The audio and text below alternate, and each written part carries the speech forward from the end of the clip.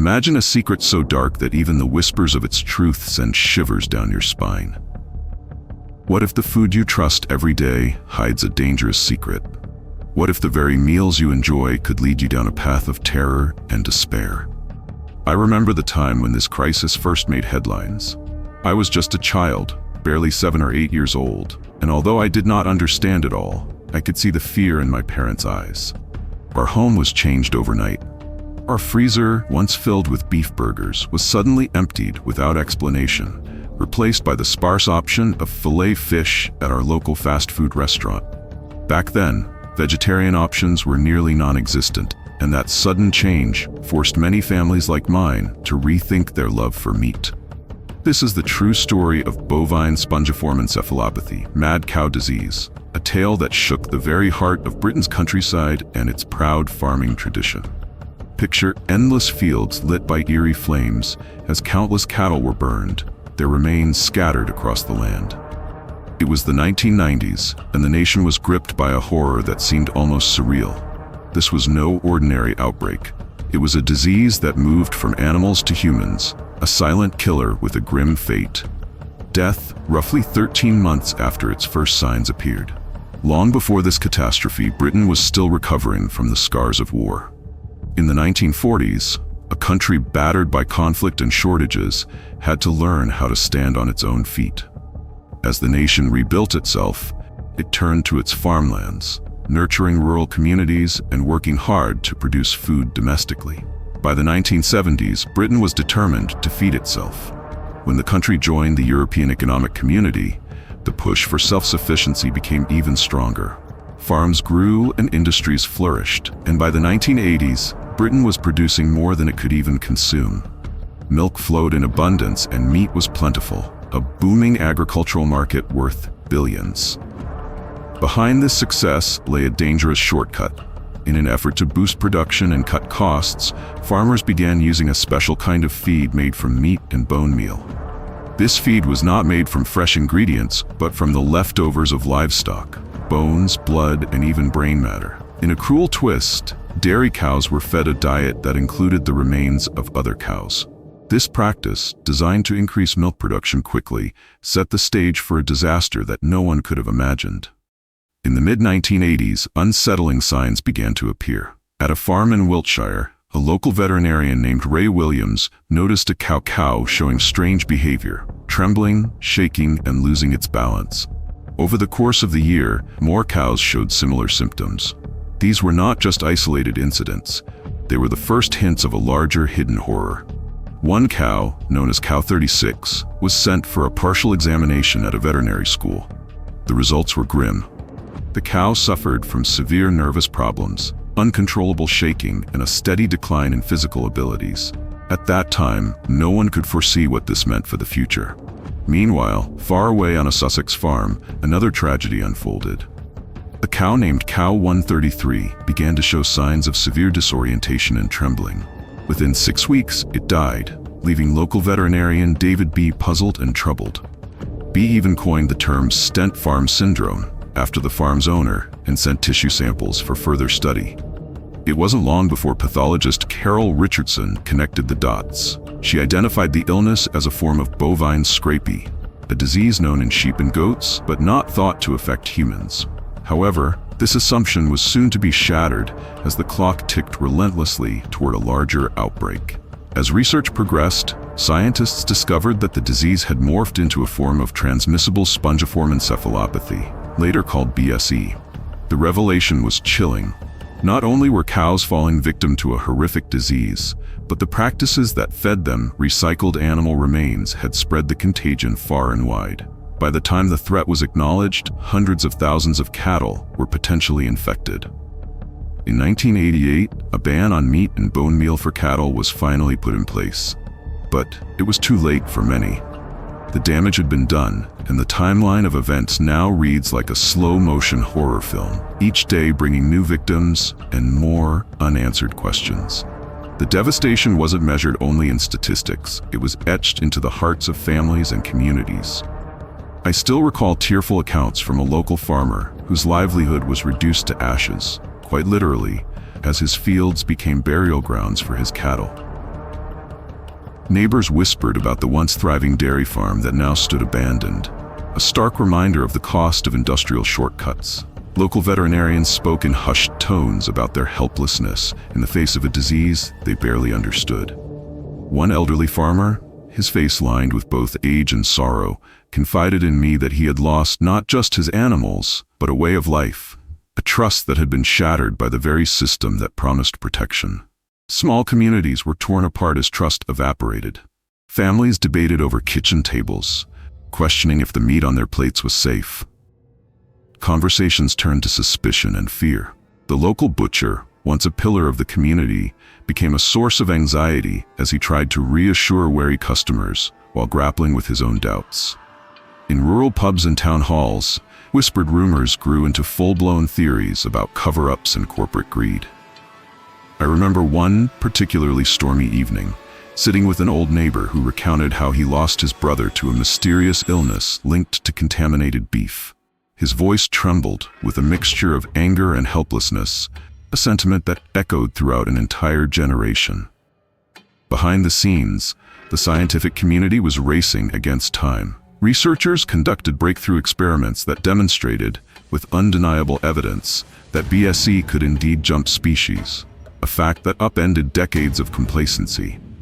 Laboratory experiments, such as those conducted at Oxford University, used innovative techniques to show that even a minute amount of infected tissue could transmit the disease. These findings shattered previous notions that the threat was contained within cattle, confirming the risk to other species, including humans. The discovery of prions, misfolded proteins that turned healthy brain cells into a network of decay, added a layer of complexity and dread.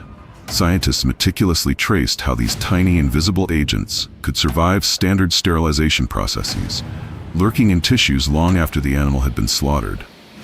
As research advanced, new technologies emerged, allowing scientists to detect prions at levels previously unimaginable. This scientific leap not only spurred regulatory changes, but also led to a global reevaluation of food safety standards. Regulatory bodies were forced to overhaul the entire rendering process. What had once been a shadowy, little-regulated corner of the meat industry was thrust into the harsh light of public scrutiny. New guidelines mandated rigorous controls on animal byproducts, and strict inspections became the norm. These measures, though belated, helped restore some degree of public confidence. Yet, the scars of the past remained, a permanent reminder that when science and industry collide without proper oversight, the consequences can be catastrophic. In December 1997, as the crisis reached a fever pitch, a major government inquiry was launched under Tony Blair's Labor administration. The inquiry, led by Nick Brown, unearthed a litany of errors and cover-ups. It revealed that early warnings had been ignored, that internal reports had been suppressed, and that economic interests had trampled over public health concerns. Officials had repeatedly assured the public that beef was safe, even as mounting evidence pointed in the opposite direction. The inquiry's damning report painted a picture of a government that had sacrificed transparency in favor of protecting a vital agricultural industry, leaving a trail of mistrust in its wake. The political fallout was swift and severe. The crisis deepened tensions between the United Kingdom and the European Union, igniting debates that would eventually contribute to the political discontent behind movements like Brexit. Politicians, once confident in their decisions, found themselves under intense scrutiny as public confidence in the government plummeted. The inquiry's findings led to a series of resignations and reforms, yet for many, the damage was irreparable. The scandal became a textbook example of how governmental neglect and corporate greed can intertwine to endanger lives on a massive scale. In heated parliamentary debates and media interviews, the shadow of BSE loomed large. The crisis forced a re-examination of not only food safety practices, but also the very nature of regulatory oversight in a modern industrial society. The ripple effects were felt for years, influencing policies in areas far beyond agriculture, from public health to environmental protection. It was a stark reminder that when authorities fail to listen to scientific warnings, the consequences can echo across decades. Today, the legacy of the BSE crisis looms large over modern food safety and agricultural practices. strict regulations now govern every stage of the meat production process, from the farm to the table. Modern safety measures, informed by the hard lessons of the past, have drastically reduced the risk of similar outbreaks. Yet, the memory of those dark days remains, a constant reminder that progress and profit must always be balanced with caution and care. Consumer attitudes have shifted dramatically. There is now a greater demand for transparency in food production, and many people scrutinize labels and origins with newfound skepticism. The crisis sparked a broader conversation about the ethics of industrial farming, prompting debates on sustainability, animal welfare, and the environmental impact of mass production. Many now advocate for a return to traditional methods, practices that honor both nature and public health, rather than sacrificing one for the sake of efficiency. Even with these advancements, a lingering question persists. How many other hidden dangers might be lurking beneath the surface of modern industry? In our fast-paced world, where shortcuts are often taken in the name of progress, the lessons of BSE serve as a chilling reminder that vigilance must never wane. Each new technological breakthrough and industrial innovation should be met with careful scrutiny, ensuring that the safety of our food and the well-being of our communities are never compromised. Growing up during those uncertain times, I witnessed firsthand the breakdown of trust in institutions that were supposed to protect us. The shock of empty freezers, the murmurs of government reassurances, and the stark images of burning fields left an indelible mark on my memory. I often wonder if the innocence of childhood was lost not only to a disease, but to a system that had failed us in its moment of greatest need. My own journey from confusion to understanding was a painful lesson in the price of progress, a reminder that sometimes the most terrifying secrets are hidden in plain sight.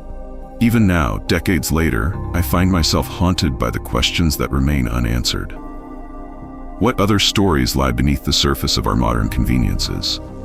Are we truly safe in a world where efficiency often comes at the expense of caution? I spend countless nights reflecting on these questions, driven by a need to seek out the truths that are too often ignored, and by a determination to ensure that history does not repeat itself. The story of BSE is more than a tale of disease. It is a narrative of human error, of institutional failures, and of the fragile trust that binds us to the food we consume. It is a story that continues to evolve as new challenges emerge and as we forge ahead in an ever-changing world. Each step forward in technology and industry carries with it the weight of past mistakes, urging us to remain ever vigilant, to demand accountability, and to never let our guard down. Even with all the regulatory reforms and scientific breakthroughs, the memory of mad cow disease serves as a somber reminder that the price of ignorance can be unbearably high. Every policy, every reform, and every new innovation should be measured against the lessons learned from this dark chapter in history. The legacy of BSE is a call to action, a reminder that we must always prioritize the safety of our communities over the lure of profit and rapid progress. Thank you for watching. Consider like and subscribe if this context give value to you. This is Freak File channel that bring dark history and horror story to life via documentary. And remember, fear is the first step towards truth.